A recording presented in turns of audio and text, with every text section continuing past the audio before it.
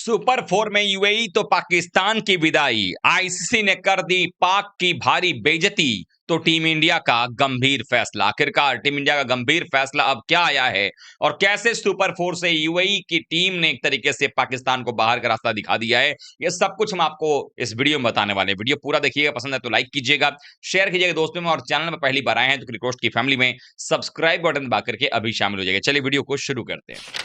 दोस्तों, आप सबको पता ही है कि भारतीय टीम इस वक्त जो है वो मुकाबला खेल रही है एशिया कप में। और हम सबको मालूम है कि एशिया कप में जिस तरीके से टीम इंडिया का परफॉर्मेंस है, कोई भी टीम भारत को हराने के लायक नजर नहीं आ रही है। लेकिन सबसे बड़ा विवाद तब होता है जब भारत और पाकिस्तान की टीमें आमने सामने होती हैं। और ऐसे में जो हालात पिछले मुकाबले में हुए हैं, उसके बाद से पाकिस्तान ने जो हरकतें की हैं, उससे खुद वो पाकिस्तान पर ही मुसीबत बन करके आ गया है। अब कैसे यूएई की टीम ने जो है वो पाकिस्तान को बाहर का रास्ता दिखा दिया है, या यूं कहें कि यूएई ने सुपर फोर के लिए क्वालिफाई कर लिया और पाकिस्तान की विदाई तय हो गई है, वो सब आपको बताने वाला हूं। लेकिन इस बीच अगर देखा जाए तो आईसीसी ने भारी बेइज्जती कर दी है। आपको तो मालूम ही है कि जब पहला मुकाबला पाकिस्तान के खिलाफ भारत ने खेला और वहां पर जब भारत ने उनको हराया बेइज्जती करके, तो पाकिस्तान की टीम को हराने के बाद सूर्य कुमार यादव ने जब छक्का लगा करके वापस चले गए, हाथ नहीं मिलाया, और जब हाथ मिलाने के लिए टीम जा रही थी पाकिस्तान की, तो ड्रेसिंग रूम का दरवाजा बंद कर दिया गया। वो ऐसी बेइज्जती थी, वर्ल्ड लेवल की बेइज्जती थी, जिसको कहीं ना कहीं वो अपमान सहन नहीं कर पा रही पाकिस्तान की टीम। वो ये पचा नहीं पा रही कि ऐसा कैसे हुआ। जबकि अगर आप देखेंगे तो जिस स्पोर्ट्समैनशिप की दुहाई दे रही है पाकिस्तान क्रिकेट टीम और पाकिस्तान के तमाम फैंस और पाकिस्तान के एक्सपर्ट्स, ये स्पोर्ट्समैनशिप कहां थी तब जब हाथ में चाय या कॉफी लेकर के प्रचार कर रहा था अबरार अहमद, जब फहीम अशरफ जो है एक अलग प्रकार का पोस्टर शेयर कर रहा था, तब तो किसी के मुंह से आवाज नहीं निकली। तब किसी ने नहीं कहा कि तुम क्रिकेटर हो, तुम्हें इससे क्या लेना देना है। और जब भारतीय टीम के प्लेयर्स ने स्टेटमेंट दे दिया, या हाथ नहीं मिलाया, तो उसको क्रिकेट में पॉलिटिक्स घुसाने की बात कही जाती है। जब शाहिद अफरीदी कुछ बयान देता है, तब उसको पॉलिटिक्स से नहीं जोड़ते हैं, लेकिन भारतीय प्लेयर कोई कुछ कह दे तो उसको पॉलिटिकल की पॉलिटिक्स क्यों कर रहे हो। तो ये जो चीजें चल रही हैं वो वाकई में बता रही हैं कि कितना फ्रस्ट्रेशन पाकिस्तान के अंदर में है। अब यहां तक तो बात ठीक ठीक थी, लेकिन पाकिस्तान टीम ने ICC match referee Andy Pycroft से भारतीय प्लेयर्स की कंप्लेन कर दी कि भाई देखिए, इन्होंने हाथ नहीं मिलाया तो गलत कर दिया। अब एंडी पाइक्रॉफ्ट ने कहा कि आईसीसी के विधान में कहीं कुछ लिखा ही नहीं है ऐसा कि कोई हाथ मिलाना जरूरी है, ना टॉस टाइम पे ना मैच खत्म होने पे। तो किस नियम के आधार पर कोई कार्रवाई होगी? वहां पर कोई कार्रवाई होता नहीं देख करके एंडी पाइक्रॉफ्ट के ऊपर ही कंप्लेंट डाल दिया पाकिस्तान ने, और आईसीसी को शिकायत कर दिया कि जो एंडी पाइक्रॉफ्ट जो मैच रेफरी आपने भेजा है, ज्यादातर जो है इंडिया फेवर लग रहे हैं। इन्होंने मना किया था कि भाई हाथ नहीं मिलाने का। सोचने वाली बात है, कॉमन सेंस। लेकिन बात यही है, पाकिस्तान के पास कॉमन सेंस रहता तो बहुत सारी चीजें सोच लेते। कॉमन सेंस ही नहीं है उनके पास में इस बात का कि मैच रेफरी एंडी पाइक्रॉफ्ट को ऐसा कौन से कुत्ते ने काटा था कि वो जाकर खुद से कहेंगे भाई हाथ नहीं मिलाना। कहीं ना कहीं भारतीय टीम मैनेजमेंट ने ये बात कहा होगा कि हम हाथ नहीं मिलाना चाहते हैं, और उसको उन्होंने कन्वे कर दिया। अब बेवजह आप जाते टॉस करने के बाद आप हाथ मिलाने जाते और सूर्य कुमार यादव आपको इग्नोर करके निकल जाते, तो कितनी भारी बेइज्जती होती। बेइज्जती तो वैसे भी हमें करना था, लेकिन वो दिखा कर करना था, है ना। तो वो चीज यहां पर होती हुई नजर आई, उसको लेकर कंप्लेन किया गया है। अब ऐसे में इन लोगों को उम्मीद थी कि भाई एसीसी में चेयरमैन बैठा हुआ अपना नकवी है, कुछ पैरवी कर देगा, और जो एंडी पाइक्रॉफ्ट के ऊपर वाले हैं सीनियर, वो भी जो है पाकिस्तानी, तो कुछ बात बनेगी।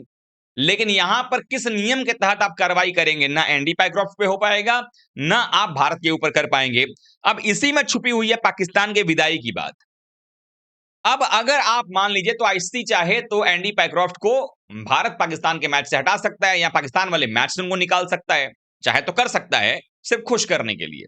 लेकिन इसका कोई सोल्यूशन नहीं है, और नहीं हटाता है तो जो पाकिस्तान ने धमकी दी है कि हम यूएई के खिलाफ मैच नहीं खेलेंगे, फॉरफिट करेंगे, मतलब ये होगा कि जैसे ही आप यूएई वाले मैच को आप फॉरफिट करोगे, वैसे ही आप सुपर फोर के रेस से भी बाहर हो जाओगे, क्योंकि आपके पास वो ऑप्शन ही नहीं है कि आप क्वालिफाई कर चुके हो, कोई दिक्कत नहीं, एक मैच छोड़ दोगे। क्योंकि अगर यूएई के खिलाफ आप मैच नहीं खेलते हो तो आप 2 अंक पर रह जाओगे। ठीक है जी, यहां मतलब आप 2 पे रह जाओगे, और जो 2 अंक होंगे वो मिल जाएंगे यूएई को, उसके पास 4 अंक हो जाएंगे। अब 4 अंक क्यों होंगे? क्योंकि यूएई की टीम भले भारत से हारा, लेकिन ओमान के खिलाफ उन्होंने 42 रन की जीत हासिल की है। Net run rate points run देखा जाए तो माइनस में है उनका। तो अगर मैच होता है यूएई और पाकिस्तान का, तो वो वर्चुअल क्वार्टर फाइनल जैसा ही होगा। नहीं होता है मैच, पाकिस्तान अपने ही जाल में फंस चुका है धमकी देकर के। तो ऐसे में अगर पाकिस्तान की टीम अगर ये कहती है कि नहीं हम मैच नहीं खेलेंगे, तो फिर उस सूरत में 2 अंक जो है वो यूएई को मिल जाएंगे। मतलब आपके पास सुपर 4 में जाने का भी रास्ता नहीं है। क्या ऐसा मोहसिन नकवी चाहेगा कि वो उसकी टीम ही जो है उसके एससीसी प्रेसिडेंट रहते हुए ही बाहर चली जाए? तो ये अपने ही पैर पर कुल्हाड़ी मारने वाली हरकत जो है पाकिस्तान ने किया है। और आईसीसी के जो रूल बुक में रूल्स हैं, वो साफ तौर पर जो है बता रहे हैं कि भारत ने कोई गलत नहीं किया है। किसी को आप प्रेशराइज नहीं कर सकते हो हाथ मिलाने के लिए।